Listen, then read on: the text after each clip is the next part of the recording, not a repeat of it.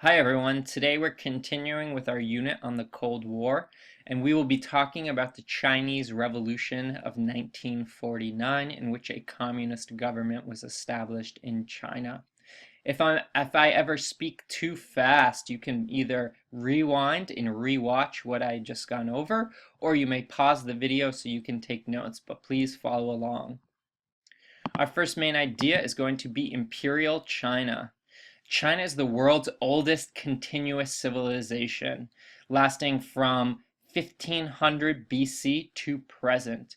So for those of you who do not know, BC stands for before Christ, that is before the year 0 in which Christ was born. Sometimes you will also see BCE, which just means before current era. But China is the world's oldest continuous civilization, lasting from 1500 BC to the present. Since 221 BC, China was unified under a series of dynasties or royal families. The leader of the dynasty was the emperor. The Chinese referred to themselves as the Center Kingdom or the center of the world. In this image, you can see the Forbidden Palace in Beijing, China. And this palace was the home and where the emperors of China for centuries lived, for about 500 years, actually. There's going to be a couple extra credit opportunities in this PowerPoint. So the first one is, what other large and expensive palace where a monarch has lived have we studied in this class? We've studied one other palace where a monarch has lived. You can shoot me an email, or you can write it on a piece of paper and submit it for extra credit. All right, our next main idea again is going to be Imperial China. In the 18th and 19th centuries, which is the 17 and 1800s, China stopped being as powerful of a country due to corruption of the Qing dynasty, famines which left many peasants starving, and their inability to industrialize as quickly as Europe. Remember, in this period, Europe is industrializing quickly. They're establishing factories, mines, and other facilities that are creating machinery and new technology. China was not able or unable to keep up with Europe, especially in their quick industrialization. This resulted in the colonization of China by Japan, the US, France, and Great Britain in the late 19th century or the late 1800s. So you can see in this image, this political cartoon from the 1890s, the division of China. It's kind of represented as a piece of bread or pie or pizza. China is being divided up by a number of countries. So from left we have Queen Victoria, representing Britain, Kaiser Wilhelm representing Germany, Tsar Nicholas representing Russia, Marianne representing France, and Japan represented as a samurai. However, it's important to point out that Japanese society at this time was highly modernized and industrialized, and many people did not dress in traditional garb or traditional clothing anymore. And who do we have in the background? It looks like a stereotypical representation of a Chinese man. So, would you say, is this cartoon racist? Our next main idea is the Xinhai Revolution of 1911. In 1911, nationalist leader Dr. Sun Yat-sen and other military leaders overthrew the Qing dynasty. The last emperor was 6 years old in 1911. So remember, nationalism means pride in one's country, ethnicity, or homeland. So, Dr. Sun Yat-sen, a nationalist leader, had pride in China but wanted to see a new type of government that unified the entire country. After 2,200 years of monarchy, the Chinese had their first republic in 1911, but it didn't last for long. So here we have a picture from Shanghai in 1912. The new flag of the Republic of China had 5 multicolored stripes representing the 5 major ethnic groups of China. You can see in this picture that the flag of the Republic of China was lining the streets of Shanghai. Here's a close-up of the flag with the 5 stripes. Here's your second extra credit opportunity. If you'd like extra credit, you can research the 5 major or main ethnic groups of China represented in this flag and turn it in for extra credit. All right, moving along, our next main idea is Civil War and Warlord period. So, from 1912 to 1927, China was split between vying or competing warlords. There was no central government. So today we have a centralized government with one president ruling over our whole country. China at this time did not have a centralized government, but a bunch of competing warlords that controlled different areas of China. However, in the 1920s, two groups emerged. The Nationalist Party, which is also called the Kuomintang, which was led by Chiang Kai-shek, who took over really from Sun Yat-sen, Dr. Sun Yat-sen. And then you also had the Chinese Communist Party led by Mao Zedong.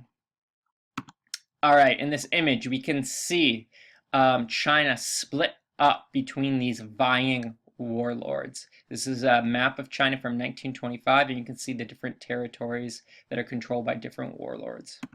All right, and as I mentioned, these are the two main forces or groups that emerge in the 1920s. On the left, we have Mao Zedong, the leader of the Chinese Communist Party, and their flag above him. And then we have Chiang Kai-shek of the Nationalist Party, the Kuomintang, and their flag above him. All right, moving right along, the Civil War period from 1912 to 1949. The Communists and the Nationalists in China fought off and on from 1912 to 1949. To give one example, in 1925, I believe it was in March of 1925, the Communists had a lot of support in Shanghai, and the Nationalist Party under Chiang Kai-shek had just won a number of victories in what was called the Northern Expedition.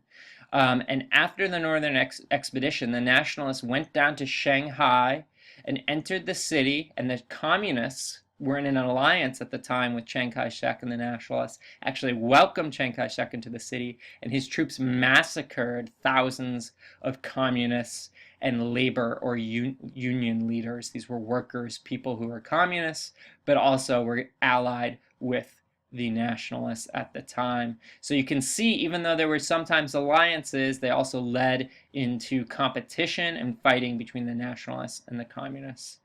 But during World War II, both of these groups, the Communists and the Nationalists, fought together against the Japanese because the Japanese had invaded and occupied China. So China suffered a lot during World War II. For example, in December 1937, Japan invaded Nanking, the capital of China, and killed 300,000 people. This is in a city of 600,000 people, so half the population was killed. This is known, or was known, as the Rape of Nanking, or the Nanking Massacre, because so many people died. And here's a few photos.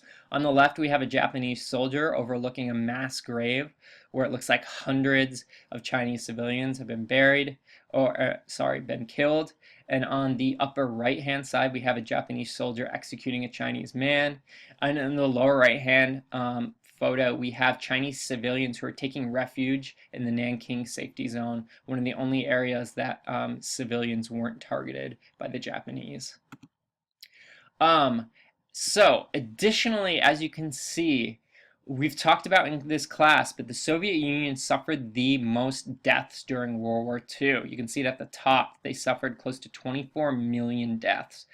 Well, next after the Soviet Union was China, who suffered, I'm trying to look, looks like maybe 18 million people killed in World War II in China. So China really suffered during World War II, largely as a result of the Japanese invasion and occupation. So this shows on the left Mao Zedong, the leader of the Chinese Communist Party, and Chiang Kai-shek, the leader of the Nationalists, and they are celebrating at a dinner. This is during World War II when the two forces who had been fighting in the past actually came together and organized what was called a united front to fight collectively against the Japanese. But as you can imagine, after the war, after World War II, the alliance between these two groups fell apart. All right, so our next slide is guerrilla warfare. Many of you will already know what guerrilla warfare is. Guerrilla warfare is the use of hit-and-run attacks by small moving groups of fighters who often look like civilians operating in territory controlled by a hostile regular military. So, this is when small bands of people fight against an army using non-traditional or unorthodox tactics. The word originates from Spanish guerrilla, meaning little war, and the Chinese Communist Party used guerrilla warfare tactics pretty regularly, both against the Japanese during World War II and later on against the nationalist forces. All right, moving right along. So, the Civil War period lasted, as I mentioned before, from 1912 to 1949. The nationalists under Chiang Kai-shek received guns, money, and support from, you guessed it, the United States. While on the other hand, the communists received guns, money, and support from the USSR, or the Soviet Union, also known as Russia. This is how the Chinese Civil War became part of the global Cold War. You have one group allied with the United States and another group allied with the Soviet Union. All right, and then in 1949 we have our last main idea, the Communist Revolution. So the communists had a huge base of support among China's peasants, especially in around Beijing and north of Beijing. In 1949, the Chinese Communists won the Civil War, using their large support from the peasants and using guerrilla war tactics that they were able to actually defeat the nationalists. The People's Republic of China is founded and Mao Zedong is the new leader. The reason why I put leader in quotations was he was really actually a dictator, right? He wasn't voted for, but he had complete power within the Communist Party. You might be wondering at this point what happened to Chiang Kai-shek and his nationalist forces. Well, they fled to the island of Taiwan and set up their own government there with the support of the US. And they claimed to be the true government of all of China. So on the one hand, you have the nationalists now in Taiwan who claim to be the true and legitimate government of all of China. And then you have the People's Republic of China and their leader Mao Zedong, who claims to be the true and legitimate representative of China. And finally, we have our last image, which this is from October 1st, 1949, and Mao Zedong is declaring the People's Republic of China. Thanks for watching. Let me know if you have any questions and turn in that extra credit.